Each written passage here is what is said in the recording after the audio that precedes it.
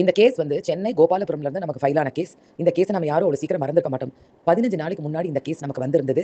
லாவண்யா கோபாலபுரம்ல இருந்து நமக்கு இந்த கேஸ் கொடுத்திருந்தாங்க. சரி, இந்த நாய்க்குட்டி வந்து குட்டி போடுறதுக்கு இடம் இல்லாம கட்டிலுக்கு அடியில போய் குட்டி போட்டுருச்சுன்னு சொல்லிட்டு இந்த போட்டோல நீங்க பாக்குறவன் பேரு சங்கர். இந்த ஆள் என்ன பண்ணிருக்கானா 3 குட்டியை கொண்டுட்டான். ஒரு குட்டியை தூக்கி ஓட்டு மேல வீசிட்டான், இன்னொரு குட்டியை கொண்டு கவர்ல போட்டு கட்டி இருந்தான், இன்னொரு குட்டியை நசுக்கி வச்சிருந்தான் ஃபேஸ். அந்த நாய் கத்துற சத்தத்தை கேட்டுட்டா லாவண்யாவோட அம்மா மேல வந்து பாத்துருக்காங்க. பார்க்கும்போது இந்த குழந்தை வந்து இப்படி ஃபேஸ் நசுக்கி வச்சது தெரிஞ்சு அவங்க கத்தி சண்டை போட்டு அந்த குழந்தைய அங்கிருந்து எடுத்துட்டு உடனே ஹாஸ்பிட்டல் போனாங்க. ஹாஸ்பிட்டல் போய் அந்த குட்டி நாயோட தலை பூரா தேயில், ஆனா அந்த குழந்தை இறந்து போச்சு.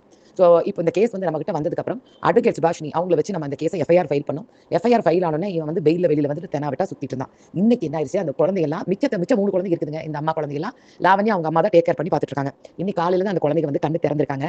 ஈவினிங் என்ன இருக்கு, இந்த ஆள் வந்து சங்கர் வந்து ஃபிட்ஸ் வந்திருக்குதுங்க. ஃபிட்ஸ் வந்து துடிச்சு இறந்து போயிட்டான். இப்போ அந்த உயிரோட இல்ல. 15 நாளைக்கு முன்னாடி இந்த நாயை கொன்னவன் இன்னைக்கு உயிரோடு இல்லை. ஆனா அம்மா அது போட்ட மிச்ச குட்டிகள் எல்லாம் ரொம்ப சந்தோஷமா அந்த இடத்துல இருக்காங்க.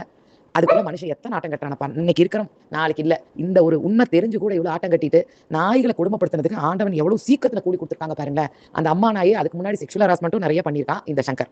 இப்ப பாருங்க எந்த நிலைமையில வந்து நிக்கிறாங்க. யாருமே இல்லையா, அநாத படமா போறான்னு சொல்லி சொல்றாங்க.